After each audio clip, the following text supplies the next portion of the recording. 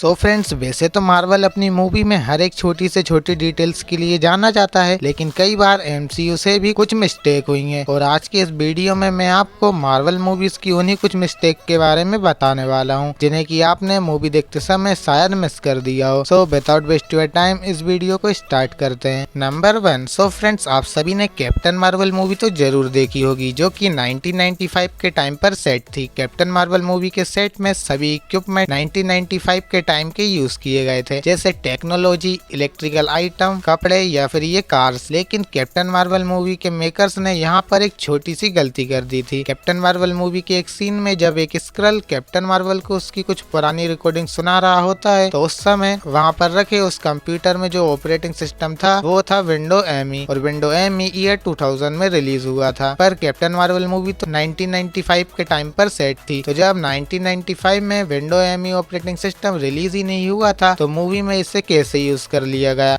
Number 2। So first Avenger movie में जब black window और कैप्टन अमेरिका न्यूयॉर्क की बैटल लड़ते हैं, तो कैप्टन अमेरिका पर कई सारे अटैक होते हैं, जिससे कि कैप्टन इंजर्ड भी हो जाते हैं, और साथ ही कैप्टन का सूट भी कई जगह से डैमेज हो जाता है, जैसे कि आप स्क्रीन पर क्लियरली देख सकते हैं। लेकिन वहीं इसके नेक्स्ट सीन में जब एवेंजर्स लोकी के साथ दिखाए जाते हैं, तो कैप्टन का चेहरा बिल्कुल ही क्लीन हो जाता है, वहीं कैप्टन का सूट भी बिल्कुल ही नया लग रहा होता है। और यही same mistake Avengers end game movie में भी रिपीट हुई थी। Number 3। Captain America Winter Soldier movie Marvel की one of the best movies में से एक है, जिस मूवी में हर एक छोटी से छोटी डिटेल्स का ध्यान रखा गया है। लेकिन जैसा कि हम सबको पता है, नेचर का एक लॉ है, वो है मिस्टेक करना, और इस मूवी में भी एक मिस्टेक है। वे मिस्टेक ये है कि इस मूवी के एक सीन में जब कैप्टन अमेरिका इस म्यूजियम में जाते हैं, तो उसी म्यूजियम में हमें बक्की का एक पोस्टर दिखाई देता है, जिस पोस्टर के साइड में बक्की की मेमोरियल लिखी होती है, जहाँ पर ऊपर की तरफ बक्की की डेट ऑफ बर्थ लिखी होती है, जो कि होती है 1916। लेकिन वहीं नीचे साइड एक और बार बकी की डेट ऑफ बर्थ का मेंशन किया होता है, पर इस बार डेट ऑफ बर्थ 1970 लिखा होता है, जो कि मेकर्स की तरफ से एक छोटी सी मिस्टेक थी, जिसे कि वे नोटिस नहीं कर पाए। नंबर 4। सो एवेंजर्स एंड गेम मूवी में जब सभी एवेंजर्स टाइम ट्रेवल करते हैं, तो टोनी, एंटमैन और कैप्टन अमेरिका साल 2012 में आते हैं। तभी कैप्टन अमेरिका माइंड स्टोन लेने के लिए एक एलिवेटर के अंदर जाते हैं, जहां पहले से कुछ हाइड्रा के एजेंट मौजूद होते हैं। तभी उनमें से एक एजेंट अपने फोन पर किसी से बात करते हुए दिखाई देता है। यदि आप इस फोन को ध्यान से देखेंगे तो आपको पता चलेगा कि ये फोन सैमसंग गैलेक्सी S6 है, जो कि ईयर 2015 में लॉन्च हुआ था। लेकिन मूवी के अकॉर्डिंग ये तो साल 2012 है। सो 2012 में 2015 का मोबाइल कैसे आ सकता है? सो कमेंट बॉक्स में बताएं, आपने इस डिटेल को नोटिस किया था या फिर नहीं। नंबर 5।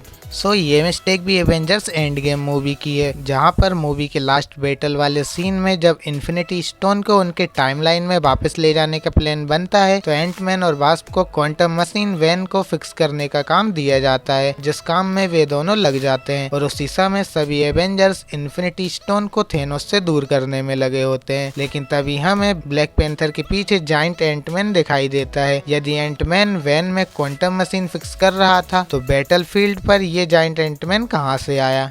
नंबर 6। सो एवेंजर्स इन्फिनिटी वॉर मूवी में जब थैनोस और टोनी की फाइट होती है, तो थैनोस टोनी के लेफ्ट साइड का हेलमेट तोड़ देता है। जिसके बाद एवेंजर्स एंड गेम मूवी में टोनी जब स्पेस में होता है, तो टोनी उसी टूटे हुए हेलमेट में पेपर के लिए अपना मैसेज रिकॉर्ड करता है, जो कि वही हेलमेट होता है जैसे कि थैनोस ने तोड़ा था। लेकिन थैनोस ने तो लेफ्ट साइड से हेलमेट तोड़ा था, और टोनी जिस हेलमेट में मैसेज रिकॉर्ड कर रहा होता है वह राइट साइड से टूटा था। सो ये मिस्टेक फिल्म मेकर्स के द्वारा की गई थी, जिसे कि उन्होंने नोटिस नहीं किया। नंबर 7। सो जैसा कि हम सभी को मालूम है कि स्पाइडरमैन का वेब अप्रोक्सीमेटली 20 मिनट में डिसॉल्व होकर गायब हो जाता है। लेकिन Captain America Civil War movie में जब टोनी पीटर को बुलाता है, तो पीटर अपना वेब कैप्टन के हाथों में लगा देता है, और साथ ही शील्ड पर भी वेब लगाकर शील्ड को कैप्टन से छीन लेता है। वहीं इसके नेक्स्ट सीन में यहाँ शील्ड पर तो कोई वेब ही नहीं होता, वेब गायब हो जाता है। और जब होकाई कैप्टन के हाथ को फ्री कर देता है, तभी कैप्टन के हाथ से भी ये वेब तुरंत ही गायब हो जाता है। नंबर 8। सो फ्रेंड्स, जब एवेंजर्स एंड गेम मूवी में थेनोस और कैप्टन की फाइट होती है तो थेनोस कैप्टन के शील्ड के परखच्चे उड़ा देता है। इसके अगले सीन में हम क्लियरली देख सकते हैं कि कैप्टन अपनी टूटी हुई शील्ड के साथ खड़े होते हैं। लेकिन वहीं इसी के नेक्स्ट शॉट में जब सभी एवेंजर्स बैटल फील्ड में आते हैं तो हम क्लियरली देख सकते हैं कि कैप्टन की शील्ड सही सलामत है। वहीं इसके नेक्स्ट सीन में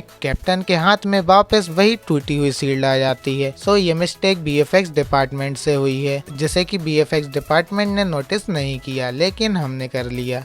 नंबर 9। सो एवेंजर्स इन्फिनिटी वॉर मूवी में जब थैनोस स्नैप करता है तो वकांडा में सभी धूल बनने लगते हैं और उस समय वकांडा में दिन होता है। जिस मूवी के एंड क्रेडिट सीन में हम यूएस में निक फ्यूरी को देखते हैं और उस समय यूएस में भी दिन हो रहा होता है, लेकिन अफ्रीका और अमेरिका के बीच में टाइम डिफरेंस तो बहुत ज्यादा है। तो ये कैसे हो सकता है कि दोनों जगह दिन हो रहा हो। Number 10। So iron man movie MCU की सबसे पहली मूवी थी जिसे कि जॉन फेब्रियो ने बड़े ही परफेक्टली बनाया था, लेकिन इतनी परफेक्ट मूवी होने के बावजूद भी इस मूवी में एक मिस्टेक हो गई थी। सो जब आयरन मॉन्गर टोनी के मेंशन में घुसकर टोनी को एक डिवाइस से पैरालाइज कर देता है तो टोनी के लेफ्ट साइड वाले कान से ब्लड निकलने लगता है। लेकिन जैसे ही आयरन मॉन्गर वहां से चला जाता है तो नेक्स्ट सीन में हम टोनी को एक लिफ्ट के अंदर देखते हैं, लेकिन इस लिफ्ट वाले सीन में टोनी के कान से कोई ब्लड नहीं आ रहा होता है और ना ही ब्लड का कोई निशान होता है। इस मिस्टेक को शायद इस मूवी के फिल्म मेकर नोटिस नहीं कर पाए थे। और हाँ फ्रेंड्स, आपको ये वीडियो कैसी लगी है हमें कमेंट बॉक्स में जरूर बताएं और साथ ही हमारी बाकी वीडियोस को भी जरूर देखें। मिलते हैं आपसे किसी और वीडियो में। Thanks for watching.